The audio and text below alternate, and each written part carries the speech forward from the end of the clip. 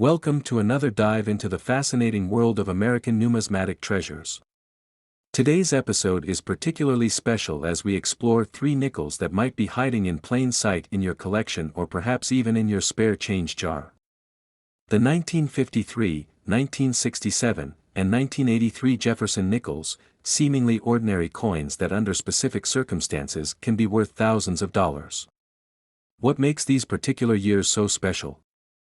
Well, grab your magnifying glass and let's start our journey through these remarkable 5-cent pieces that have captivated collectors for decades. Let's begin with the 1953 Jefferson Nickel. Now, at first glance, this coin might seem utterly unremarkable. After all, the U.S. Mint produced over 46 million of these nickels at the Philadelphia facility alone, with millions more from Denver and San Francisco. But here's where our story gets interesting. Among these millions, there exist some truly exceptional specimens that command extraordinary prices in today's market. The 1953 nickel holds a special place in American history. Released just as the nation was emerging from the Korean War era, these coins circulated during a pivotal time of transition. President Eisenhower had just taken office, and America was settling into its new role as a global superpower. The nickel itself featured Felix Schlag's iconic Jefferson design on the obverse, a portrait that had been in use since 1938, paired with his rendition of Monticello on the reverse, a design combination that would remain essentially unchanged for over 60 years. What makes certain 1953 nickels truly valuable isn't their general scarcity, its specific varieties and exceptional quality specimens that command premium prices. The most notable among these is the 1953 Jefferson Nickel. While over 19 million were minted at the San Francisco facility, finding one in pristine condition has become increasingly challenging. But even more desirable are the full steps varieties. Let me explain what makes full steps nickels so special. On the reverse side of the coin, Monticello features a series of steps leading up to its entrance. In most cases, these steps aren't fully struck due to die wear, insufficient striking pressure, or other minting variables. A true full steps nickel shows 5 or 6 complete, distinct steps with no interruptions. This designation represents the pinnacle of strike quality for Jefferson nickels, and collectors are willing to pay substantial premiums for these specimens. A 1953 Jefferson nickel with full steps designation in MS-66 or MS-67 condition can fetch between $2,000 to over $10,000 at auction. In 2018, a particularly exceptional 1953 in MS-67 full steps condition sold for an astounding $18,800 at a heritage auction. Think about that, nearly $19,000 for a coin with a face value of just 5 cents.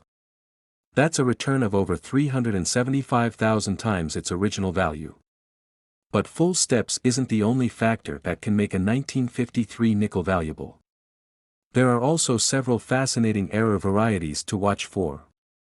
Perhaps the most notable is the 1953 double die obverse. This minting error occurred when the die used to strike the coin received a second impression slightly offset from the first, creating a doubled appearance on parts of the design, particularly noticeable in the date and Jefferson's profile. Even in moderate circulated condition, these double die errors can sell for hundreds of dollars, while mint state examples can reach into the thousands. Another intriguing variety is the 1953 D/S mintmark, where a Denver mintmark was punched over a San Francisco mintmark on the die. This subtle variety requires careful examination with a good magnifying glass, but the reward for spotting one can be substantial, with values ranging from $300 for worn examples to several thousand for mint state coins. Let me share a fascinating story about the 1953 nickel that illustrates just how unexpected coin discoveries can be. In 2011, a construction worker in Idaho was clearing out an old property when he found a small metal box hidden in a wall cavity. Inside were about 200 nickels from the early 1950s, including 3 1953 specimens in nearly pristine condition. Not thinking much of them, he kept them as curiosities until taking them to a coin show on a whim 3 years later. To his astonishment, one of the 1953 nickels was certified as MS-67 full steps and eventually sold for over $12,000. The moral of the story? Always examine your nickels carefully before spending them. When evaluating 1953 nickels, condition is absolutely crucial. The Professional Coin Grading Service, PCGS, and Numismatic Guarantee Corporation, NGC, use a 70-point Sheldon scale to grade coins, with MS-70 representing perfect condition. For 1953 nickels, the value increases exponentially with grade. A common 1953 Philadelphia nickel in circulated condition might be worth only 10 to 25 cents, while the same coin in MS-65 might fetch $30 to $50. Push that to MS-66, and the value jumps to $100 or more. At MS-67, you're looking at $500 plus, and the few specimens that have achieved MS-67 plus can command $1,000 or more even without the full steps designation. The luster on a high-grade 1953 nickel is something to behold. The best examples display a satiny, almost glowing appearance across Jefferson's profile, with sharp detail in his hair and the contours of his face. The mint mark, located on the reverse to the right of Monticello, should be crisp and well-defined. Any sign of wear on Jefferson's hair or the high points of the design will significantly reduce value. Another factor that influences value is toning. While many collectors prefer bright, untoned nickels, natural toning that produces attractive colors can actually increase value. Some 1953 nickels develop beautiful rainbow patterns or subtle champagne hues over decades of proper storage. A 1953 D nickel with exceptional toning sold for nearly twice its typical value at a 2016 auction, demonstrating the premium that attractive toning can command. I should also mention an often overlooked aspect of 1953 nickel collecting, the composition. Unlike wartime, silver nickels from 1942 to 1945, the 1953 nickels returned to the standard 75% copper, 25% nickel composition. This gives them different wear characteristics and a distinctive ring when dropped on a hard surface compared to their silver predecessors. The standard composition also means they won't tarnish in the same way as silver coins, maintaining their appearance differently over time. For those of you watching who might be wondering if your 1953 nickel is worth examining more closely, here's what to look for. First, check the mint mark. The S mint mark, for San Francisco, is the most valuable. Next, examine the steps on Monticello using a magnifying glass. The more complete steps you can see, the better. Finally, look for any signs of doubling in the date or lettering, which could indicate a valuable double die variety. One particular specimen worth mentioning is the so-called Superbird 1953 S, a nickname given to an extraordinarily well-struck example that sold for over $25,000 in 2019. This coin featured not only perfect full steps but also exceptional luster and eye appeal that set it apart even from other high-grade examples. It serves as a reminder that within the world of coin collecting, exceptional quality can command exceptional prices. The legacy of the 1953 Jefferson nickel continues to grow among serious collectors. As more of these coins are lost to time or damaged through handling, the truly exceptional specimens become increasingly rare. What was once a common circulation coin has, for certain examples, transformed into a highly sought-after numismatic treasure. So before you dismiss that old nickel in your change jar or collection, take a closer look. You might be holding a coin worth thousands more than you ever imagined. Now, let's turn our attention to the 1967 Jefferson Nickel, a coin with its own unique story and surprising value potential. Unlike many valuable coins that come from the early half of the 20th century, the 1967 nickel was produced during a time of significant transition in American coinage. This was the era when silver was being removed from circulating U.S. coins, with the Coinage Act of 1965 eliminating silver from dimes and quarters and reducing it in half dollars. Though nickels weren't affected by this change since they hadn't contained silver since the special wartime composition ended in 1945, this period represents a fascinating chapter in American numismatic history. The 1967 nickel is particularly interesting because it was produced during a time when the U.S. Mint was deliberately trying to combat a nationwide coin shortage. As a result, mintage figures were substantial, with over 107 million nickels produced that year. The Mint also made a significant decision that directly impacts the collectability of these coins. They temporarily suspended the use of mint marks on all coins from 1965 through 1967.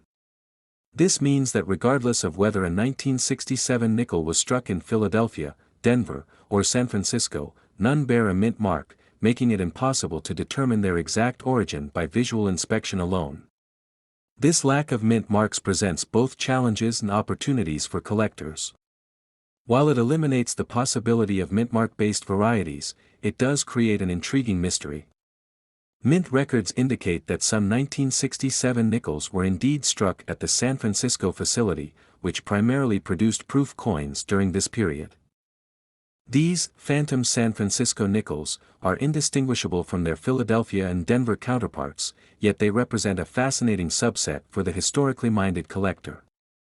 Despite their relatively recent production and high mintage numbers, certain 1967 nickels have become extraordinarily valuable due to exceptional strike quality and preservation. The most desirable examples, similar to the 1953 we just discussed, are those with full steps details on Monticello. A 1967 Jefferson Nickel graded MS-67 with full steps designation can command prices in the $3,000 to $5,000 range. Even more impressive, in 2019, a perfect MS-68 1967 nickel with immaculate full steps realized over $12,000 at auction, an astronomical sum for a coin that's barely older than many of our viewers. What makes this valuation particularly remarkable is the fact that the 1967 nickel isn't inherently rare in terms of mintage. Instead, it's the condition rarity that drives these prices. While millions were produced, very few survived in pristine, virtually perfect condition with sharp strikes showing all Monticello steps.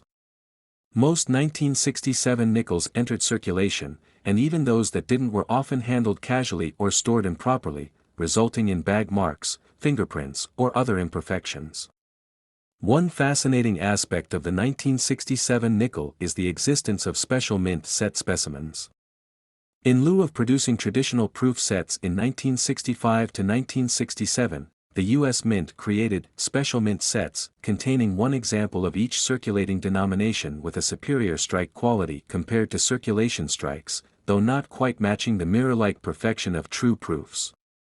These SMS nickels often exhibit better strike quality than their regular circulation counterparts, making them more likely to display the coveted full steps details.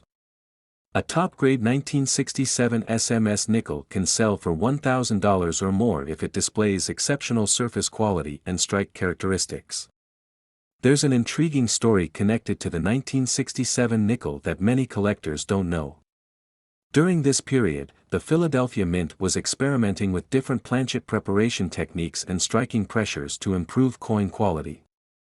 Some of these experimental strikes reportedly produced exceptional examples with almost proof-like surfaces.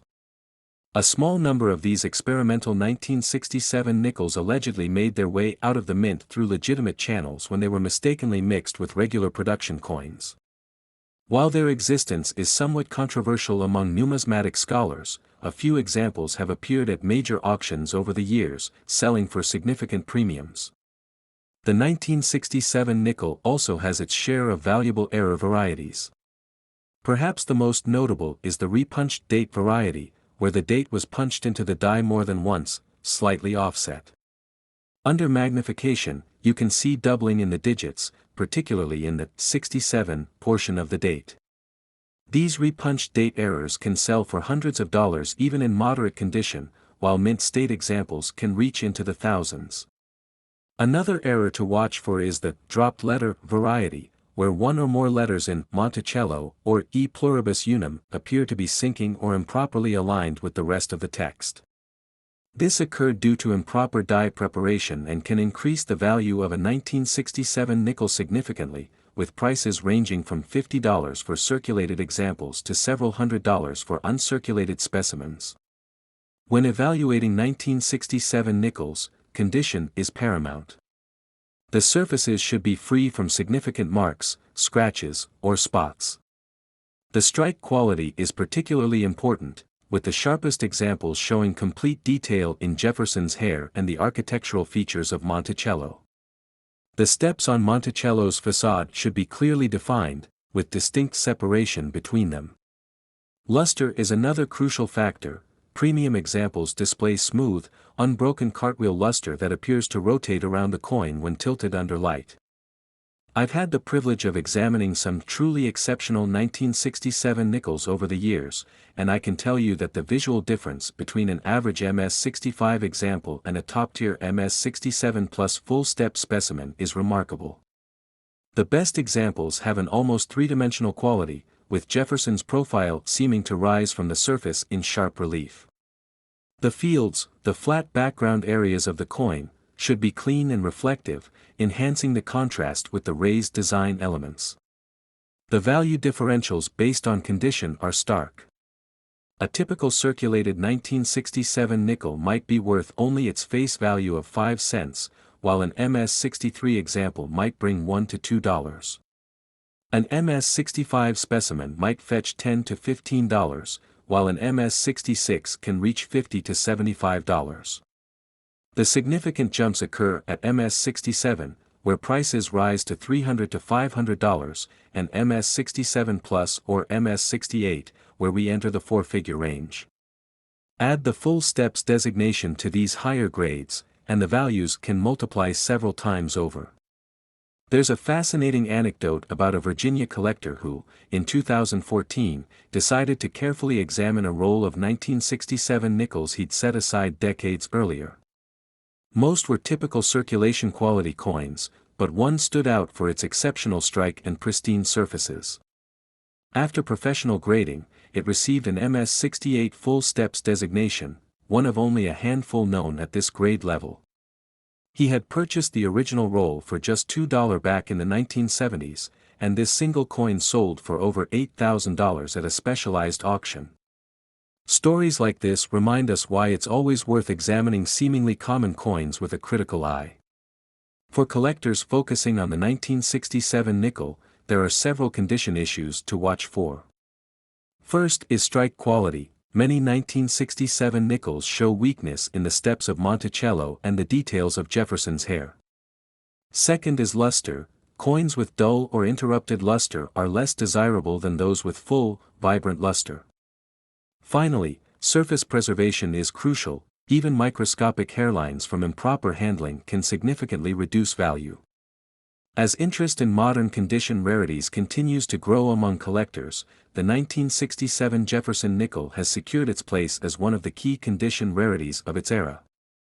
For those of you watching who might have rolls of uncirculated 1967 nickels tucked away, I strongly encourage you to have them evaluated by a professional numismatist. You might be sitting on a small fortune hidden in plain sight.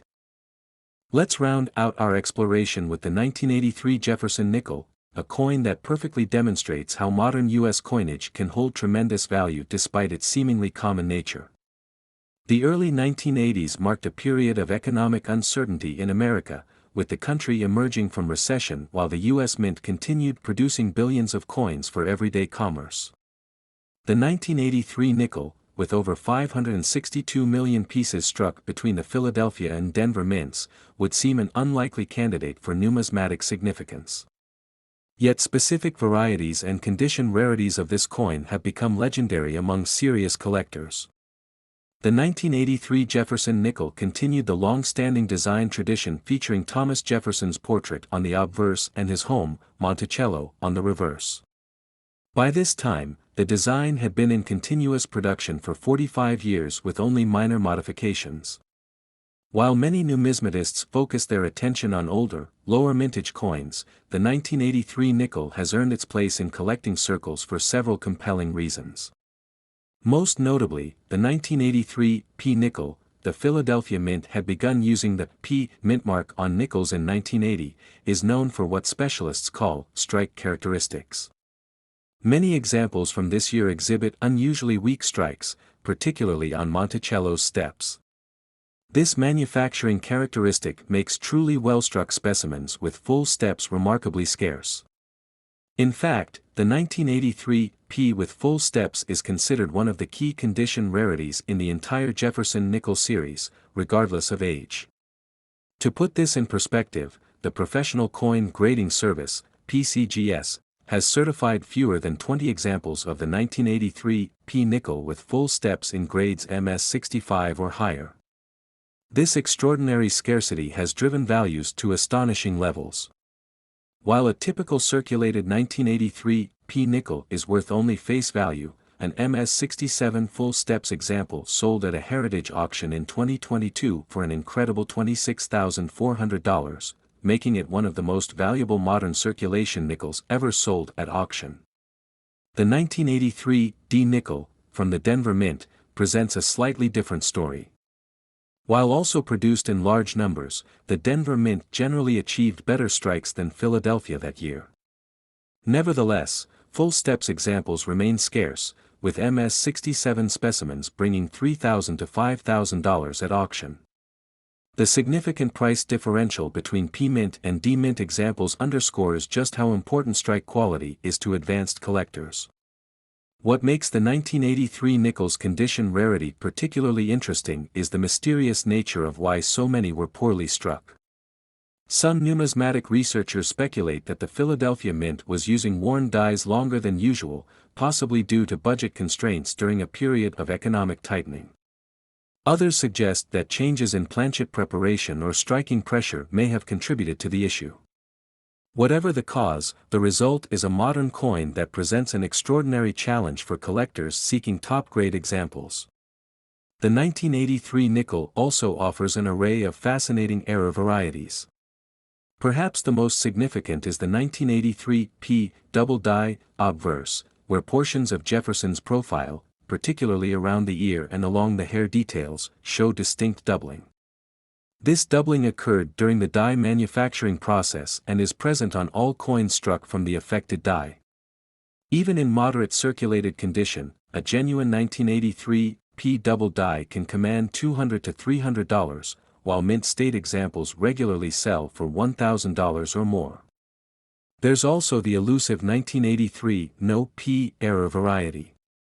While the Philadelphia Mint was supposed to place the P mint mark on all nickels starting in 1980, a small number of 1,983 nickels were struck from dies where the mint mark was either never punched or was filled in with die grease during production. These no P varieties are genuinely scarce and highly sought after, with values ranging from $100 for worn examples to several $1,000s for pristine specimens. Authentication is crucial, however, as the mint mark can sometimes be obscured by wear rather than being truly absent. An interesting story surrounding the 1983 nickel involves a collector from Missouri who, in 2008, decided to search through several thousand 1983 nickels acquired from banks over several years. His persistence paid off when he discovered a pristine 1983 P with exceptional strike quality and luster. After professional grading, it received an MS67 full steps designation, at the time, one of only 3 known examples at this grade level. He sold the coin for just over $10,000, proving that extraordinary treasures can still be found in seemingly ordinary modern coinage. When evaluating 1983 nickels, specialists look for several key attributes. Strike quality is paramount, with particular attention paid to the steps on Monticello.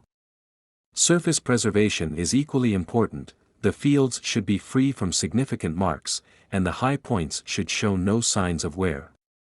Luster quality is another critical factor, with the most valuable examples displaying full, unbroken cartwheel luster that swirls across the surface when the coin is tilted under light. The value progression based on condition is dramatic. A typical circulated 1983 nickel might be worth only its face value of 5 cents. An uncirculated MS63 example might bring $1 to $2, while an MS65 specimen might fetch $5 to $10. The significant jumps begin at MS66, where prices can reach $50 to $100, and MS67, where values can climb into the hundreds or even thousands, depending on the mint mark and whether the coin displays full steps details. One aspect of 1983 nickel collecting that fascinates specialists is the fingerprint of each mint's production. Philadelphia and Denver nickels from this year can often be distinguished, even without seeing the mint mark, by subtle characteristics in the strike, planchet quality, and luster. Philadelphia coins typically exhibit a slightly softer strike with a more satiny luster, while Denver examples often show sharper details and more reflective fields. These subtle differences become important when authenticating high-value specimens. The composition of the 1983 nickel, 75% copper and 25% nickel, remains unchanged from earlier years, giving these coins excellent durability and resistance to corrosion. This has helped many examples maintain their original appearance despite decades of potential exposure to the elements. The distinctive silver-gray color, when pristine, has a subtle warmth that distinguishes it from the cooler tones of earlier silver coinage. What's particularly remarkable about the 1983 nickel story is how it challenges conventional wisdom about coin collecting. Many beginners assume that age equals value and that modern coins are universally common. The 1983 nickel proves that even coins produced in our lifetime, in enormous quantities, can become legitimate rarities under specific circumstances. This represents an exciting opportunity for collectors of all levels. Valuable coins might be hiding in plain sight in circulation, coin jars, or inherited collections. The legacy of the 1983 Jefferson Nickel in numismatics continues to evolve. As more collectors recognize its significance as a condition rarity, demand for top-grade examples has steadily increased. What was once considered just another modern circulation coin has become a legitimate trophy piece for specialists in the Jefferson Nickel series and modern condition rarities more broadly. These nickels also tell a broader story about American history and economics. From the post-war prosperity of the 1950s, through the tumultuous 1960s, and into the economic restructuring of the 1980s, these coins served as the everyday currency of a nation in constant evolution. Each bears silent witness to its era, carrying both monetary and historical value. For collectors watching today, the lesson is clear: never overlook the potential value in modern coinage. Take the time to examine your coins carefully, educate yourself about varieties and grading standards, and preserve promising specimens properly. You never know when that ordinary-looking nickel might turn out to be worth thousands of times its face value. Until next time, happy collecting, and keep searching for those hidden treasures.